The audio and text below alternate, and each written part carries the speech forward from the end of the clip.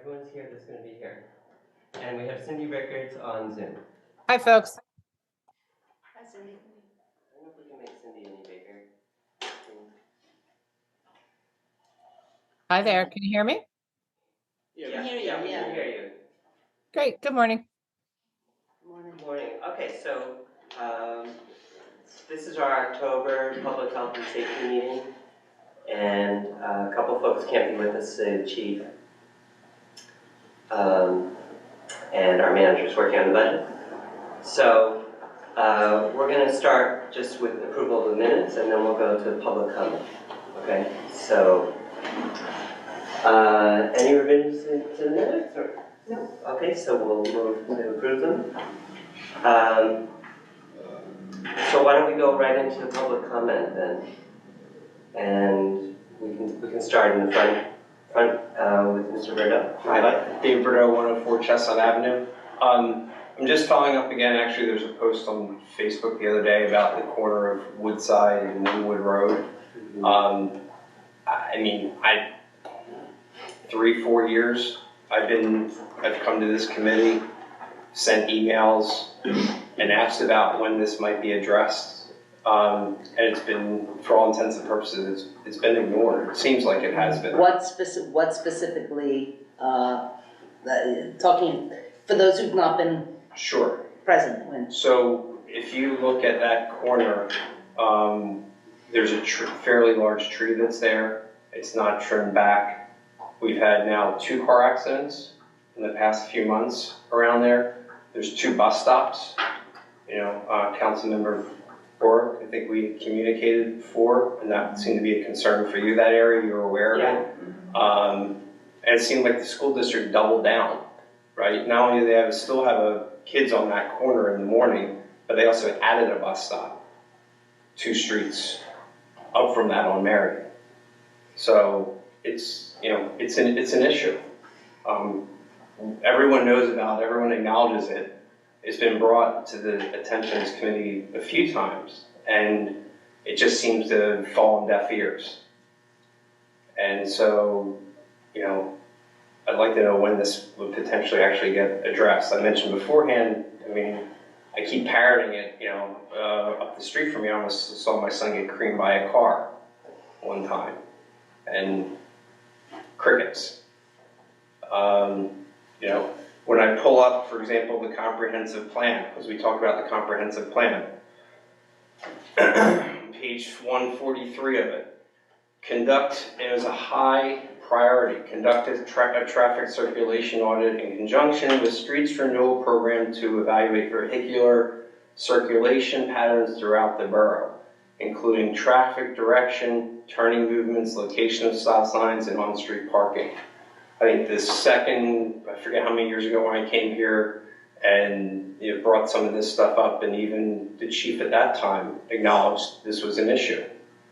Making a left-hand turn on some of those streets, the way where how the cars park, can become an issue.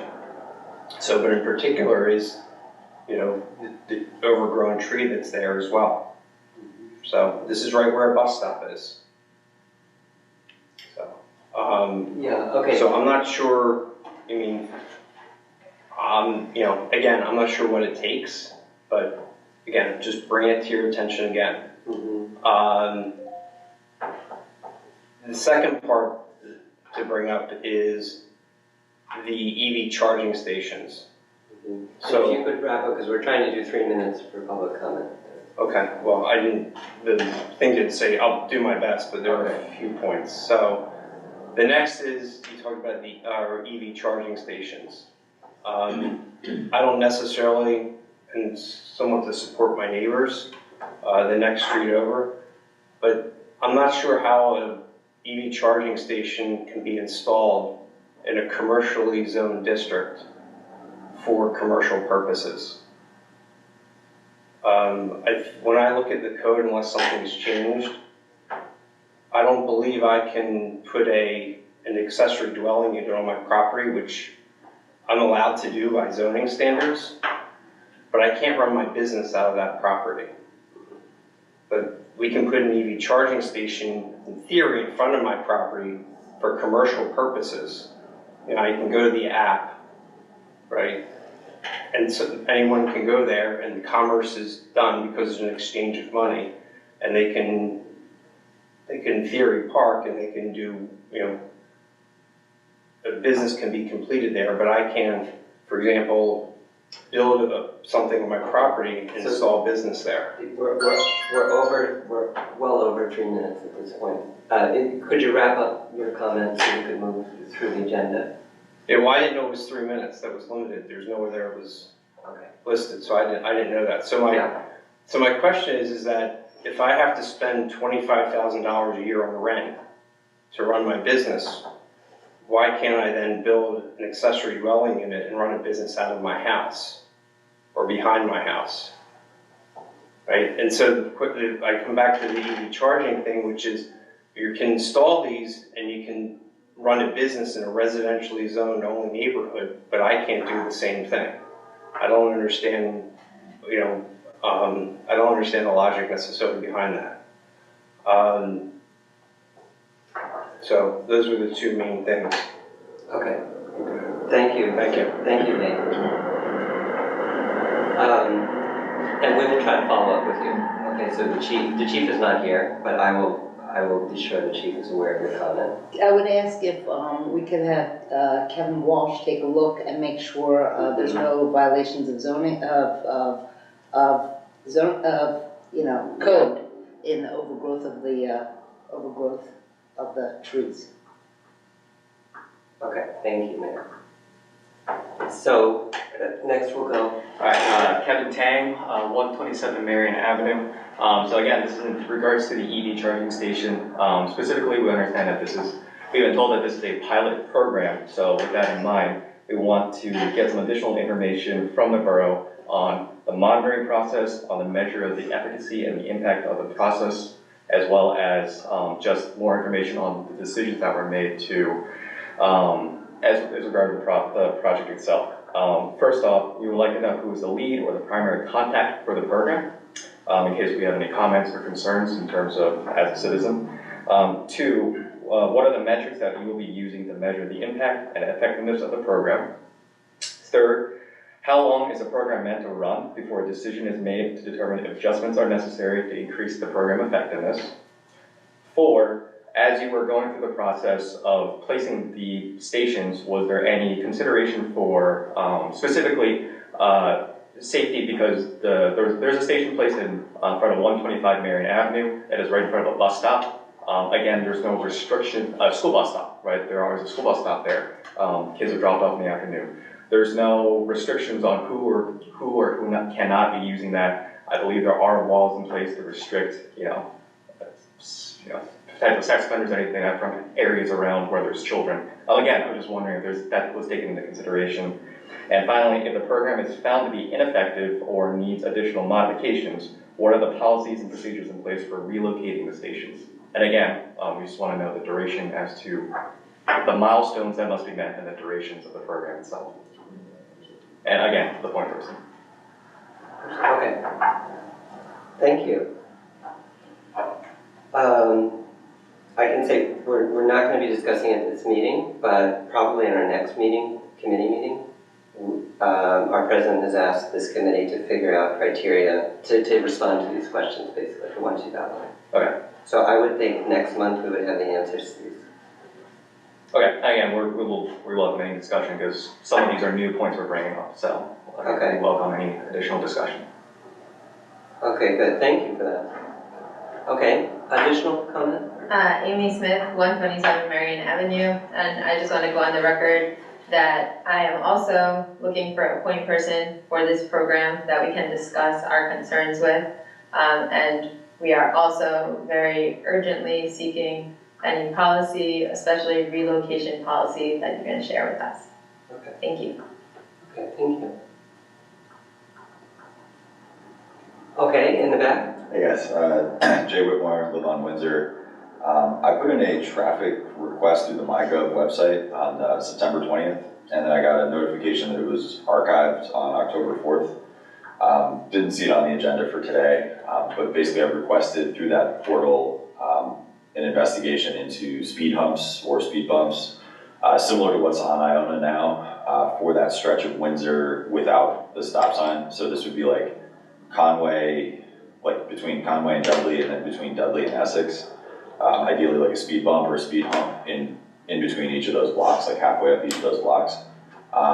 So I guess just information gap right now. I don't know if this was like summarily dismissed or looked over, or if this will be like a discussion point for next month. So I'm just trying to figure out, A, like, did you guys see this request? And then B, has it been kind of like pulled off the stage?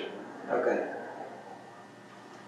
All right, and I know we're gonna talk about Iona in the agenda. I don't care about it. I was just using But that as we're gonna talk about the speed hump pilot that we've done there, okay, and that may give us some information to respond to your. sure. But just like the pointed question, like, do you all see the request? Should I like use a different way to like, get neighbors to sign a petition or? No, we can see the request. It's in I actually deferred it to the chief, Okay, so I could follow up with him just on the status of that, where it's at, and we'll get back to you. sounds great. Okay. Yeah, and then if you're able, so when I get those, there's a comment tab that I can go into, and I always go in there, type up something, thank you for your comment, your request is being sent to, the chief of police or somebody, so just for future reference, there is a comment tab on each thing, because I won't archive something without, justifying why it's being shut down. My bad. No, I'll say that. All right, thank you. Thank you. And there's no one on Zoom, no one else on Zoom. Okay, so we'll close public comment, and we're gonna move through. We have a number of items we're gonna ask for updates so the committee's aware of our progress. The police chief I mentioned couldn't be here today, but we do have the police report filed in the packet. And we also have a memo from the chief with regard to the police advisory committee memo. We were thinking that because he's not here, We should not okay. Yeah. Okay, but so the committee is aware, we have the police advisory committee chaired by Rebecca Starr sent us a memo recommending communication plan revisions, tweaks, and that has been considered by the mayor and the chief, and we would like to discuss it, say, next month. That sounds good. Okay. Just the one minor tweak, the police advisory board met yesterday. We are starting to review get some advice on policies, on update to all the policies. And we're, while I set the policies, we thought it would be smart to have input from the police advisory board to get their comments, questions, concerns, so that we can take them under consideration. Okay, good. So we'll move that to our November meeting. Alan, I guess we can do the police advisory committee memo and the chief's memo and any of the mayor's thoughts. We can discuss that next time. All right, so then we have the fire company report as well in the packet.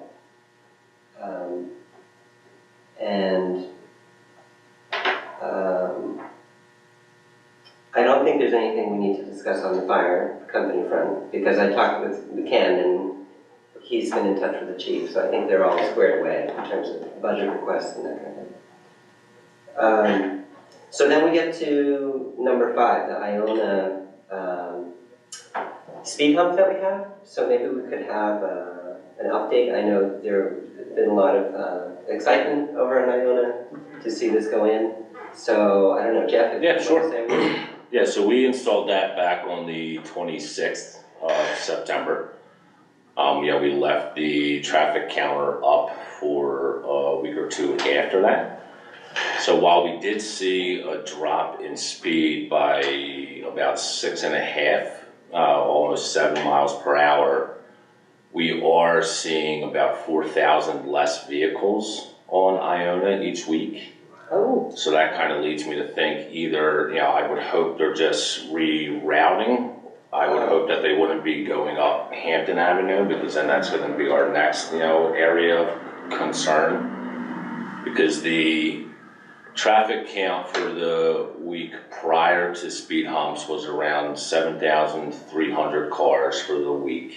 Mhm. The week after was right around like 3,400 cars. So we are seeing an extreme drop in vehicles there. I just now, we need to see where they're going. Mhm. So I think for future reference, if we're considering, speed humps, then we need to be counting, the effective street and then, possibly one or two over in each way, just to get in, as much information as we can. And we have 2 counters, is that right? Yes. So we could do 2 streets, yeah.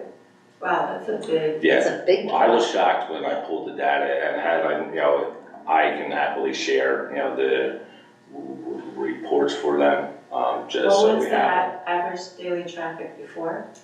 7,000. 7,000. Well, we did it for the week, Okay. I didn't break it down per Okay. day. I was thinking, it might be helpful to do it, for, like Saturday and Sunday being their own category and then just measure, the volume, for when kids are in school, So the percentage drop was around, what? 60%. Yeah, we went from over 7,000 to 55 or down to like 60%. 3,400, and speeds dropped about 6.5 miles per hour. Jeff, can I ask, was the week 2, that wasn't during the time that the kids have off in the Jewish holidays, was it? We just took the signs down yesterday for Iona, so I can run the other report. I think the report was the following week. Okay. I'm curious because that number is so radically different. I wonder if 2 of those days were days that schools and businesses had off due to holidays. That might explain some of that.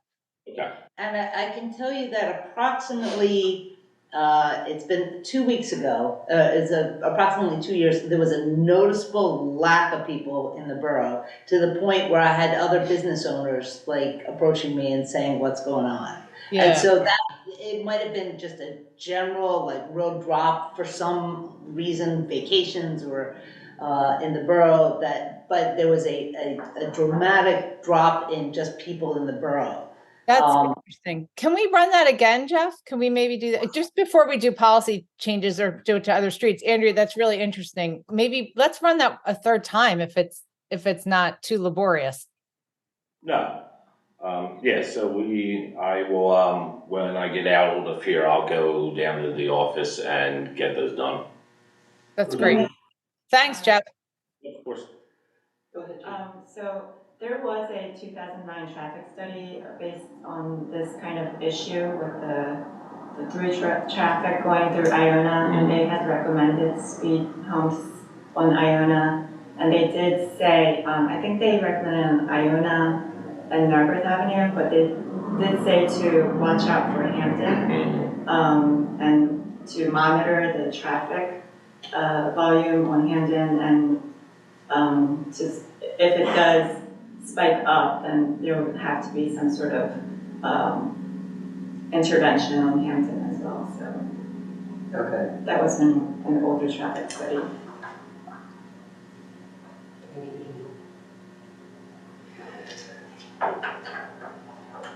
Okay. Jeff, I don't know, can you give a ballpark or you can tell us later? I'm just curious how expensive or how much time and labor, I mean, is it a heavy lift to put something like that in or? All said and done, including the crew's time, we're probably around 3,700 for everything installed. And all the installation is in-house? Yes. It's your crew? Yeah, I mean, we could have purchased a cheaper one, but I had a feeling that we would use this, as a trial and error on other streets. So I wanted to buy one that we could transfer, around and get a few years from it. Right. So. You had mentioned if we were to do a permanent one, like with asphalt, it would cost about $10,000. The engineer had said, it would be around 10,000. I'm sure I can get that down a bit, from our contacts. And how long is this temporary one supposed to last? like the lifespan of the product or just, there's really no way to gauge that. I mean, it's pretty heavy duty, so I would say we'll get at least 4 or 5 years from this. I went over to see it, I thought it was really effective that it has the yellow striping, so it's visible from the stop sign when you make that turn. So I thought that was a really good choice. Yeah, I drove over it and it wasn't a massive bump, but it was enough to know you were there and just kind of be cognizant of what you were doing, so I liked it. I think it is a good design because it's pretty low profile. Yeah. So you can still park on it, it doesn't really cause too much of a disturbance, but the yellow does create that visual, so you know it's there and cars slow down when they see it. For sure. Rob, can I ask a question? Actually, what Jeff kind of asked the sub question. When are we going to make a decision of moving from the temporary hump to a permanent hump? Are we going to wait until we put the stormwater drains in and kind of complete the entire recommendation and give it play out some time? Yeah, that's a good question. I mean, I know Alan told us that we're waiting on the engineer for the estimates on the stormwater bump outs. So, yeah, I mean, given that it was kind of a package recommendation from the engineer, I could imagine we want to see all the elements work together before we make a decision. But I don't know, Alan, if you have, or Jeff. The only input I would have is, we're planning to recommend that section of Iona for paving in like 2025. Okay. So as long as we can reach, a decision, by the end of 2024, before we put out our paving bid, because it would make the most sense, to just incorporate it then. Right. In that case, then we would just have to purchase more humps then, temporary humps or, okay. I also have a question. Does that temporary speed hump, can that be taken out and moved to another location for another pilot? Yes. Okay. Yeah, that's why we spent, a couple more bucks on that one because we can transfer it around and it can withstand a lot of abuse. But I feel like now that's in place, if we're gonna wait till 2025, we don't probably wanna take it out until if it's successful, we don't wanna remove it and then wait for the permanent one, right? So we're gonna have to purchase more if we wanna run it on other streets like Windsor or what have you. Well, I can say it's out front of my house, folks, and not because I wanted it out front of my house, but because apparently I'm mathematically mid-block. And one of the concerns with speed humps is always that it creates noise and that it increases noise. And I can report it does not, in fact. Once in a while, you hear when a truck is going too fast, the kerplunk, but it is not at all disruptive. It's been a really fabulous addition. And Rob, I agree with you. The yellow visual, I think, stops folks from accelerating once they turn that corner from Windsor. So there's both a physical and then a visual impact. So thanks, Jeff. Your team was phenomenal in getting that in. I mean, the signs are great. The placement's fabulous. Thank you. Of course. Yeah. So, okay, so there are two other related points. One is part of the recommendation from the engineer was that no left turn sign, and I think we have that as part of, I think that's being worked into the parking. So we would add that into the ordinance that before for advertising the no left turn, because I think they had already recommended it, in the report, which is in your packet. Right. So we just want to make sure that's in the ordinance amendment that we're doing, because we're adding, stop signs in and other traffic control signage. Was the no left turn the same one that was there before, like just during bus hours? 7 to 9. Okay. Yeah, except school buses. Okay.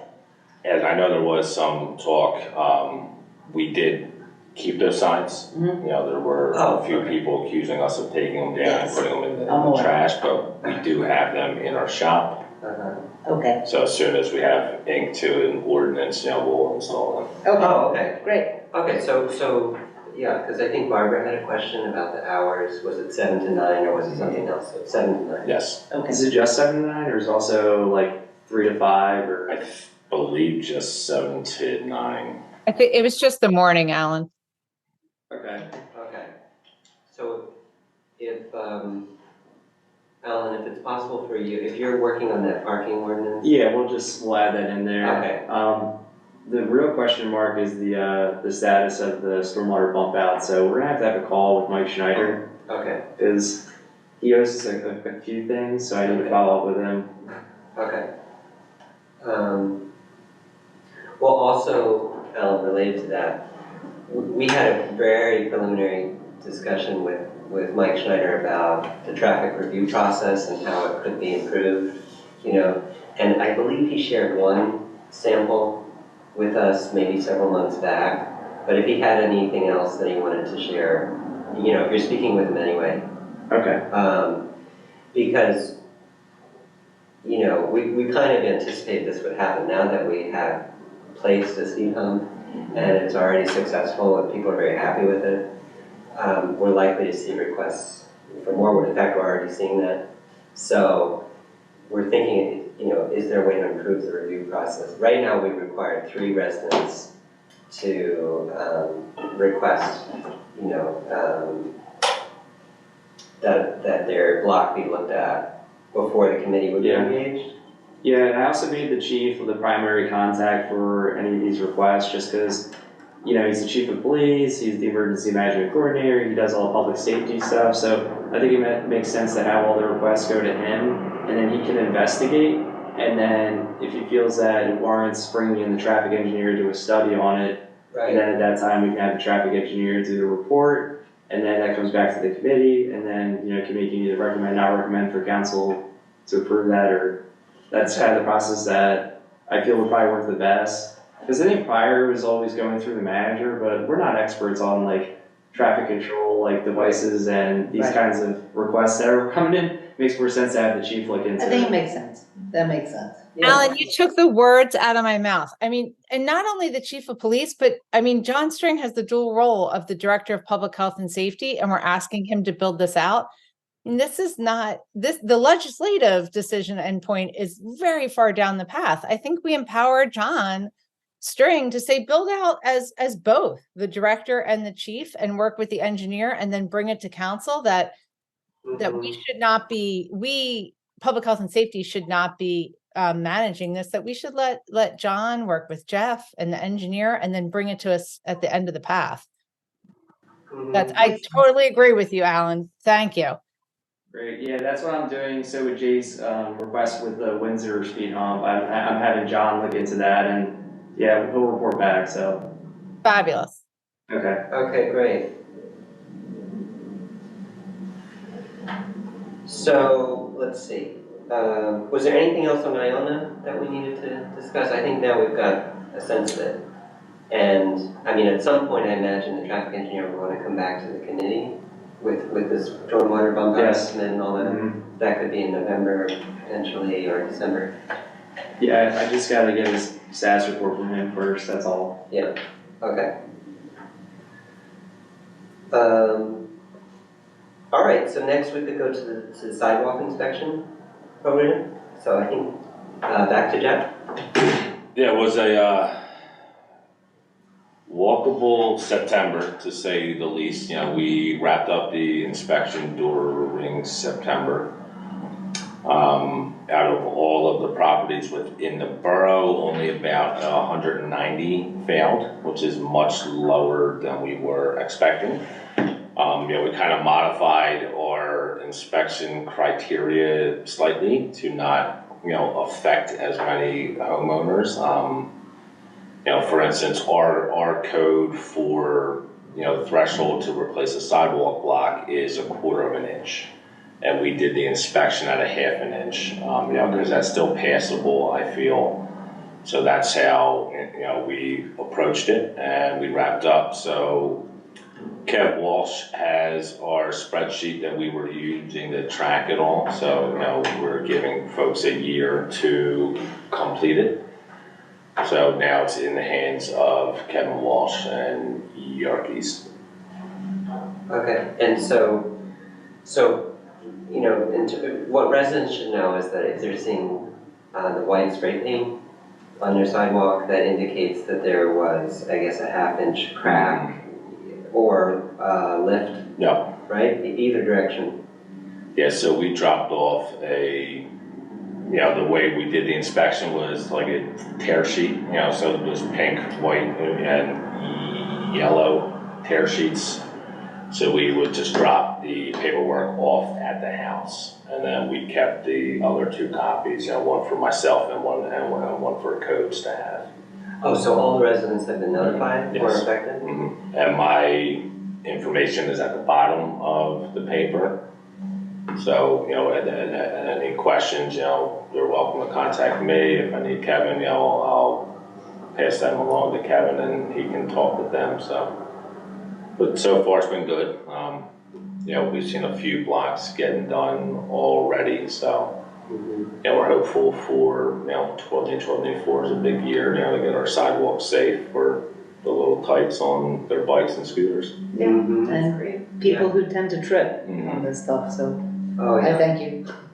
Yeah, no, we've had lots of people tripping on this side. Yeah. Especially the elderly. Yes. Yeah, if your vision is not great, it, as someone, Mhm. in that category, it's very, I appreciate it, thank you very much. Yeah, and that's the one thing that we kind of, made crystal clear to people who were calling, with a complaint about the whole program itself. There were a few sayings that, the borough was trying to profit off of the permit, and, the permit fees cover, the before and after pour of the concrete, we in no way, shape, or form, profit off of this. It's just to ensure that our sidewalks are safe. Yes. Mhm. It's also administrative costs, and also, your time with marking the blocks, doing the notice, like there's a lot that goes into it, so, yeah. Great, okay, well, thank you. That's something we've been wanting to see, and it's really happening. And then, I would recommend, doing one every few, I'm not sure, I'll speak with some other townships on how frequent they do theirs, but would say at a minimum, like every 5 years, it might not be a bad idea to just kind of run back through the town and just kind of keep up on things that way. Mhm. Okay. So we're gonna move ahead here. We have, we're gonna skip item 7 because that was just discussed in the Parks Committee. Yeah, that was discussed in Parks and Rec board meeting. Okay, and I believe Alan mentioned they have recommendations, so. Yes. Okay, Yeah, it's gonna be on the agenda for council for next week. okay. So we'll go to number 8, the Main Line Greenway. And I think, should we start with Jean? Did you have any? Sure. So the update, well, should I give some overview of the Mainline Greenway? and what Yeah, that is? sure. Okay. So the Mainline Greenway project has been, it started as a grassroots effort with community advocates, Narber Cycling Club and Lower Marion Safe Cycling and our contacts in Haverford to create a safe route to access our trail network from our neighborhoods. It started off as that kind of idea, and then it really kind of grew into a larger idea to connect the entire main line all the way from Malakinwood and the City Avenue district to out to Stoneleigh and Villanova. And with the help of Lower Marion Township Building and Planning, and them taking the lead on it, it really kind of shaped all of the planning and the routes around that. So the basic idea is to use the already existing neighborhood streets that are low stress, low traffic volume, and marking those as greenway routes so that people know how to access safely by bicycle or scooter or jogging, whatever, to get to those places that they want to get to. And it connects parks, commercial districts. So you can bike, stroll, or walk to any of those without ever having to get into a car. So the news I had to share was on October 4th, Lower Merion Township Building and Planning presented the preliminary concept for the Main Line Greenway to the Board of Commissioners. It was unanimously approved for the first phase, which is the eastern part of the segment that goes from Bala Kenwood out to Haverford College. So that would include funding for signage and pavement markings for design and implementation of that. So Narberth already has the funding set aside for doing our part of the Main Line Greenway in our green fund. So that can be used. We do have to kind of think through how much signage and how much pavement markings will be needed. And I also asked that we should take a look at, in terms of any intersection improvements or traffic calming improvements that we might need to make in addition to that. And it doesn't have to be before the signage or the pavement markings go into place, but it's something that we'll need to think about. And the examples I brought up was on Woodside Avenue, perhaps some four-way stop signs there so that when bikes go down Woodside Avenue to access Shortridge Park, they won't be, they can just ride through without worrying about cross traffic on that road. And also On East Road? I'm Woodside? talking about Woodside Avenue, so it's in Narberth. And also a big safety hazard right now is that Wynwood Road Right, and Woodside Avenue intersection. right. And that's a major hub for a lot of people to access by foot and by bike. And that will need to be put on the radar for PennDOT to be improved. And it's something that we can also look at and maybe put forward to Lower Merion Township. It's definitely something that's been highlighted. I'm on the Active Transportation Steering Committee, so it's been highlighted there as well as an issue. It's just a matter of how we go about doing that. So that's the intersection that Mr. Bordeaux was talking about. Yes. Wynwood and Woodside. And Right. so that would be the major crossing point on the Main Line Greenway Yes. from Narberth to Shortridge. Yeah, so it's a really important intersection, and there is a huge safety concern there just because of the speed and the traffic volume that crosses, that goes down Wynwood Road. And that's a major access point for Marion Elementary students from the other side of the road. Commuters use that all the time. I cross that all the time with my kids to get access Shortridge. Are there blind spots there? Like when you're trying to, there's blind spots as you look up the road? Especially with the overgrown bushes. Yeah. And I just, So I really would ask if we could have Kevin Walsh take a look at the overgrown bushes and I make sure. believe, we should, but I think that he has recently, and the issue is that it is code compliant. It is. I think. I mean, we can check. So, That's what yeah, I it's understand, that's something what I that we can understand look too. into. Jeff, Oh. have any- So then the issue in terms of the vegetation and visibility of the intersection becomes changing ordinance potentially. Yeah, maybe we need to make that ordinance more But strict. if you were to make it like a four-way stop, then you don't have to like rely on the owner to maintain the shrubbery, right? I mean, that would help significantly if it was just a four-way stop, right? I mean, I don't think they're going No? to put a four-way stop there. you don't think Just because of so? traffic volume. On I Wynwood could be Road, wrong, I but- can't, Yeah, no. I can't imagine that. Rob, is there some language in that ordinance though? I don't want to use the word eminent domain because that's such a loaded word, but this is the code except in issues of safety where the chief, or someone or a traffic engineer designates an area unsafe. If there's not kind of a loophole for safety, I think we should add that. Yeah, because if it is compliant, it's still dangerous, that's a Correct. problem. Yes, so that there's some sort of designation or loophole where if it is seen, designated by a traffic engineer or whomever that may be, that we have the right to request.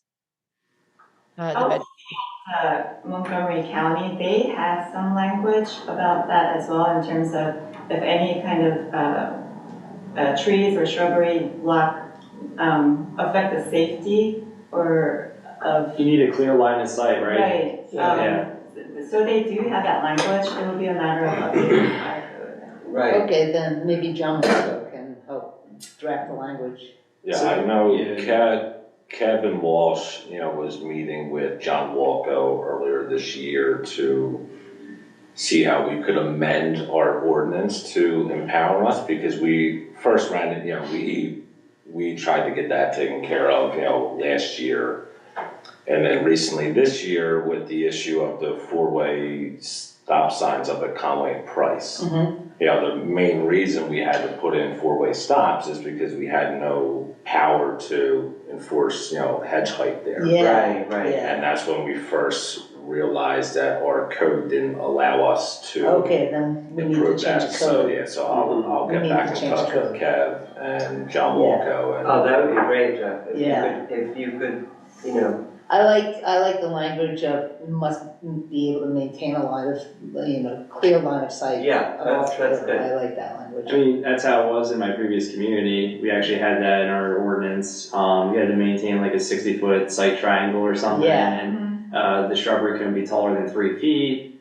So it is possible, we just have to get on it. Because that's directly to the heart of the matter. I mean, Yeah. the heart of the matter is we need, the traffic needs to be able to see each other. So Right. I do think that's, the sight lines Yeah. need to be greater for when there's higher speeds as well. Yeah. that makes sense. Oh, yeah, That's yeah. calculated into it. Yeah. Yeah, if you look at like a manual and that kind of stuff, they have like the math for like, Right. you use like these measurements for like with these speeds and with that speed. So I'm sure the engineers have this all Right. worked out. Yeah. So, what would be reasonable, Alan, could we ask the staff to bring a recommendation to this? Yeah, I'd like to talk with Jeff, Kevin, and John. Like, we have our monthly staff meetings. That would be a good topic for us to go over and say, how do we tackle this issue? What do you feel is best? Where should we amend our code so we can, get on this? Yeah. Okay. And then we can come back to you guys with what our recommendation is. Right. Yeah, because that seems like a first step to tackling what's been an ongoing problem. the entire south side, Yeah. every road down to Winwood. Winwood Right, is problematic. It's Yeah. right. Like when we plow snow Yeah. and we have a plow on the front of our truck, that extends from our truck about 3.5 to 4 feet. Sure. We only will exit the south side on Chestnut, because Okay. you have your clearest lines there. Mm-hmm. Anywhere else, when we creep out, our plows You get hit. 6 feet into the road, and by then, Yeah. You don't know what's happening. And our next staff meeting is next Wednesday, the 18th. It's just 5 days from now. So Okay. we'll talk about it then and we'll report back. Yeah, let's see if we Okay. can move on that. Yeah, Because I think that it's- sounds good. And then we can do that kind of, in parallel to whatever the Greenway project, right? I mean, this only supports the Sure. Greenway. Right. The one other intersection I wanted to mention was not Winwood Road, but on Winwood Avenue, Mhm. towards the tunnel, Mhm. connecting to the Thomas Wind Trail, from Haverford Avenue, or Haverford Avenue, yes. Haverford Avenue to Winwood Avenue, connecting to Thomas Trail. Yeah. That is going to also be part of the mainline Greenway. So we should maybe think about traffic calming or intersection improvements there, because Okay. that's always been an issue. It's been a kind of a cluster there in terms of safety and sight lines and all of that. Yeah, okay. Putting in if we like, had the money, I would love to move the park over, about 20 feet. So that way, we would put, I think it would just be a much more approachable, T type of intersection there. Right. Well, I don't think that money's happening. referencing the 2009 study again, they did mention moving the traffic light or actually reversing the two directions of the road, Haverford Road and Windsor Road, so that you can put a traffic light on Windsor and Wynwood Avenue. Huh, Because right now you can't put a traffic light at Haverford Road because it's too close to the tunnel it's too and close. the other traffic light there. Yeah, But by reversing the direction, you will be able to put it on Windsor Avenue. So that part of Windsor Avenue, the last section is two ways. Right, So so, it's the Haverford Avenue part that's the problem. That's right. the problem. mhm. Huh, So changing Haverford Avenue so that the traffic is towards downtown. And that would also help drive traffic to the business district. Businesses. Right. yeah. Ken, Jeff and I had talked about that and we're in favor of that too. I mean, because like the study and also just trying to you want people to come into town. Right, Right, so right. it's better to have it, yeah, so that's like Huh. definitely a larger project. Interesting thought. It's a future, Yeah, Yeah, let's interesting. think about that. Mhm. yeah, Yeah, I mean, that would be ideal, Yeah, because then, and also, you know, to piggyback off of that, you know, to make every road here one way, one way. one up, one down, because then we could increase parking on each street. All right. Yeah, If we didn't have to concern ourselves with, you know, approaching. A section that was, That's a good idea. but I think if you're going to, And bike lanes. I think you're gonna meet resistance That's- on the That's the more of a resident. pipe dream, you know? Yeah, That's the residents of thing, but- Windsor, I can imagine, will not be happy with that coming to and from their homes. do a pilot program. So, okay, so is there anything else on the mainland Greenway? I mean, what about the budget? I mean, So do we need to put anything in our budget for the coming year? I think we'll have to We've take done a that. closer look at, in terms of how much signage and how much pavement markings that we will need. I know the funding that was set aside for it, it was put in there about 3 years ago. it's about $5,000. Yeah, so I'm sure the prices have increased since then. And also the routes may have, I think there's additional routes that go through Narberth now, so it may increase. Mhm. We may need to increase that. Is there a specific color that we need to do for the road markings? It's still being Green or- designed, Okay.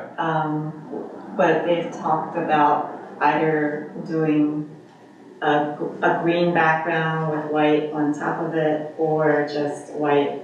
I think that's more of a cost issue.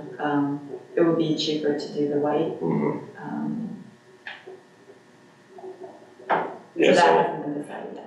if the color's white, then all we would need to purchase would be the outline display. So, we buy a pallet of white paint each year for all of the water crosswalks and stop bars and things like that, so that wouldn't be an issue on our end. Okay. All right, so thank you, Jean. It's an exciting project. Yeah, very exciting. I do have something I would like to just briefly discuss, a security matter in executive session, if Okay, that's okay. Okay. I do. okay, If that's, I just want to update the committee. okay, yeah, we can do that after we adjourn. And just one other thought for Jeff and Ellen about the speed humps. Is that something that we could, I know we're gonna have a review process and we may not decide necessarily that a speed hump belongs in these different locations where people request, but is it the kind of thing that we would put in the budget to have some flexibility there if we decide if we want to put in? Yeah, we want a budget for that, because we're gonna need more, it sounds like. I mean, I know there are requests for more, Yeah, but we'll still need to kind of vet those requests. So, do you know what line item that would fall under? I mean, we have the, traffic control. Yeah, we know categories, but with the new budget, for 24, I want to create a line item for like traffic control devices, which will kind of encompass, signage, bulbs for the lights, and and potentially those, the speed humps. Okay. All right, so I think that's it for this meeting. We have a number of things that we'll work on at our next meeting in November, including we're going to discuss with the police chief, the police advisory committee Jeff, if you recommendation. could stay for the And then also, we're gonna discuss the EV criteria, and, we also have,